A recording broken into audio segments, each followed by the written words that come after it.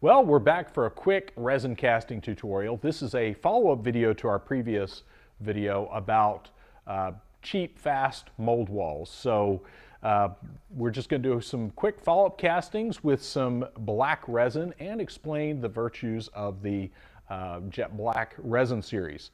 So this is previously the little Mothman that we molded using some of the 5092 silicone. This is our finished mold.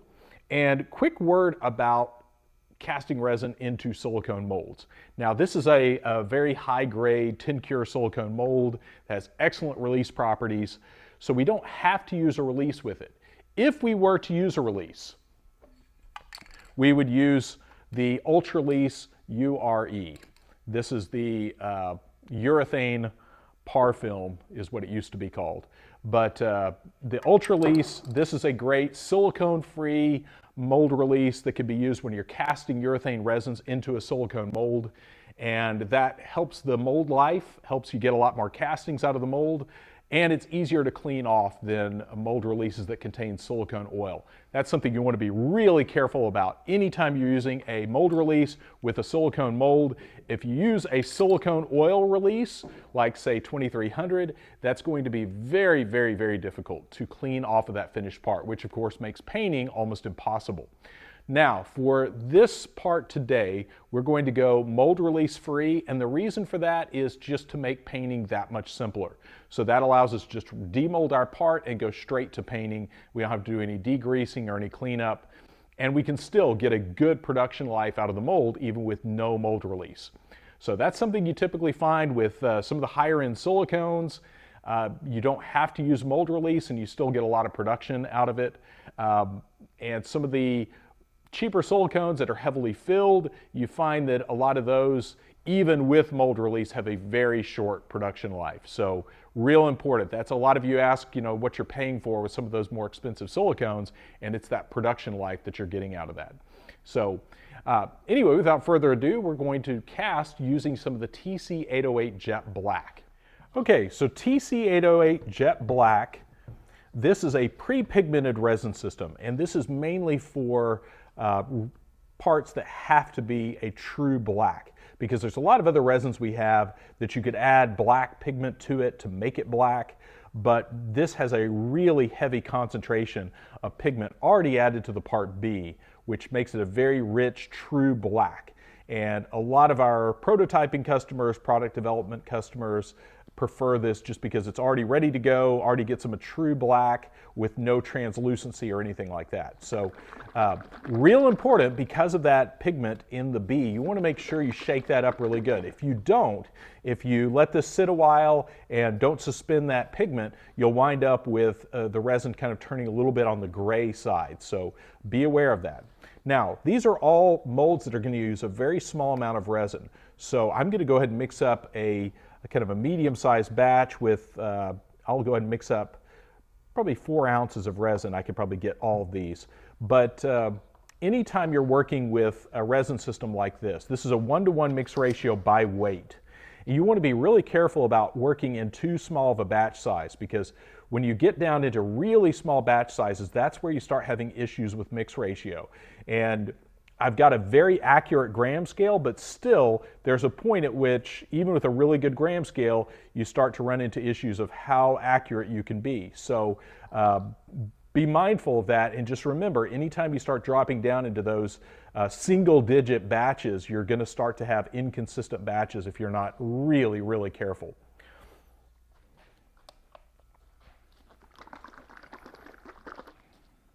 Now, I always like to pour the thicker of the two components first, because then it's easier to match that amount with my part A.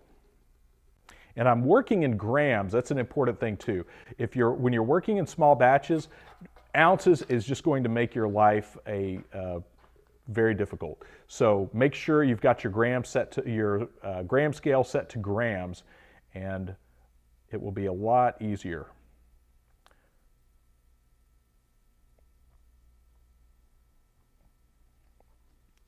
Okay, so I've got 50 grams of part B,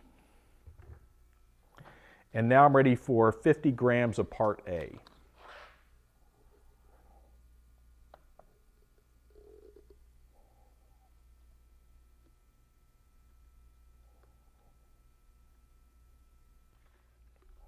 Okay, now we're ready to mix our resin, and I'm using a wood popsicle stick here to stir, but remember, if you're working in really humid areas, polyurethane resin is very moisture sensitive, so you want to take care that these sticks don't absorb ambient humidity and become contaminated. So if you're in a really humid area like Florida or Louisiana or South Texas, you want to be mindful of that. And if that's going to be, looks like it's going to be an issue, make sure you use a steel spatula to mix.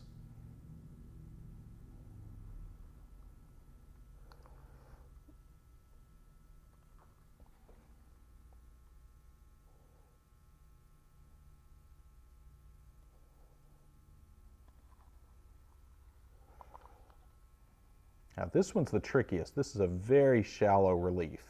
My lovely wife sculpted this with no regard for my casting skills, so we'll see how well this comes out.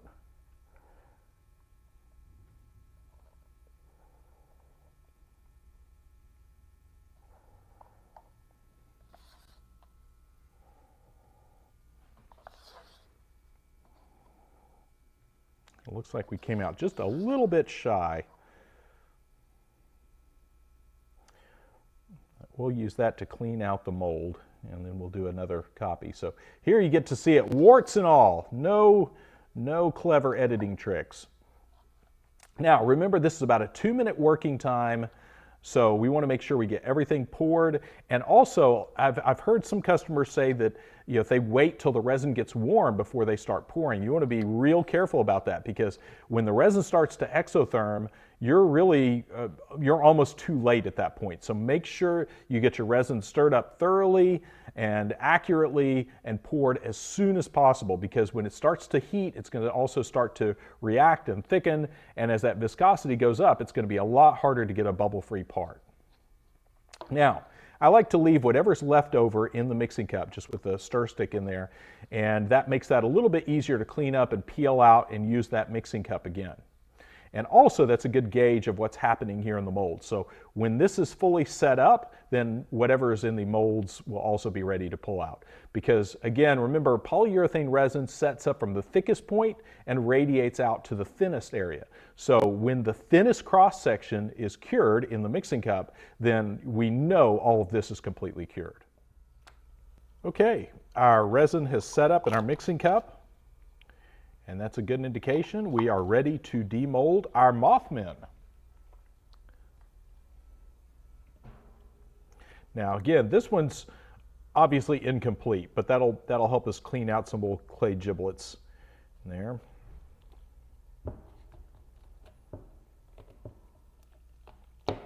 And there we have Mothman #1. And we did get some clay pulled out with that, but we have a nice Mothman cast with its beady little Mothman eyes. There's Renee's Mothman. And like I said, this is more cleaning out than anything, but actually it came out still pretty good with its little beady Mothman eyes too. Okay, I went ahead and cast a better little long-legged Mothman. Again, this is a sculpt by my lovely wife here. So we're going to demold this next round of casts and do a quick dry brush paint job on these little guys. Now again, since we're pulling these out of the mold and we don't have any mold release, we're ready for paint. So that's one of the benefits to using a good quality silicone mold, is we can immediately transition to our painting stage without having to degrease our parts. Now for our paint, we're going to be using, this is the Great Paint by Sculpt Nouveau. This is a great paint for exactly this sort of thing.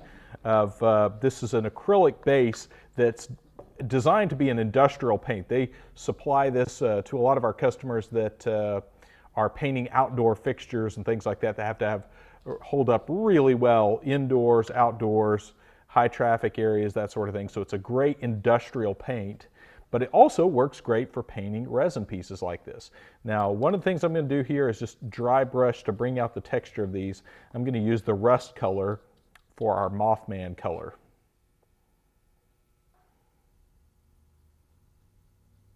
And that'll just bring out that contrast. And this is by no means a highbrow painting. I just wanted to get some nice, pretty Mothman finished.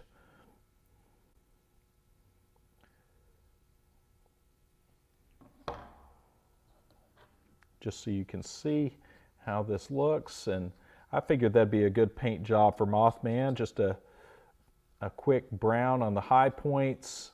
And again, this is, I believe there's two browns. There's a rust, and then there's an actual regular brown. But I figured the rust color is a good Mothman color.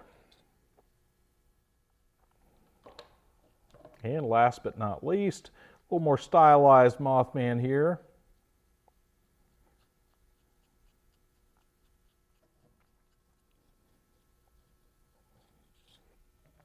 Okay, and of course, what would Mothman be without his glowing red eyes? So we're going to use some of the great paint, the red, to go in here and detail Mothman's little beady eyes.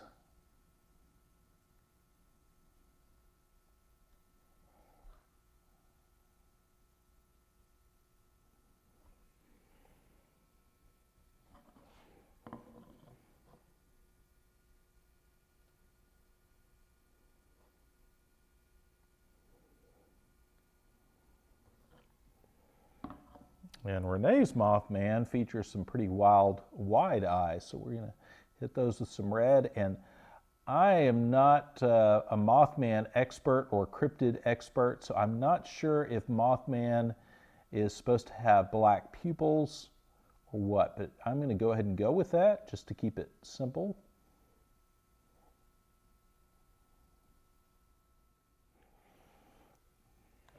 And for the sake of this video, I'm going to go ahead and call it done. But there you have Mothman cast in TC-808 Jet Black, and then using the rust and the red great paint to detail the little guys.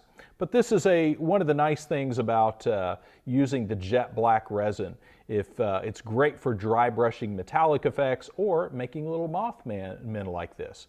So as usual, all of the links to all the products we use in this video will be down there in the video description. And because it's a quick video, I just want to wrap it up fast here with our happy little Mothman flying about. So be sure, if you haven't already, be sure to click the subscribe button and of course like the button and the bell icon wherever that is down there so you can be notified when we create new content. And thanks again for watching.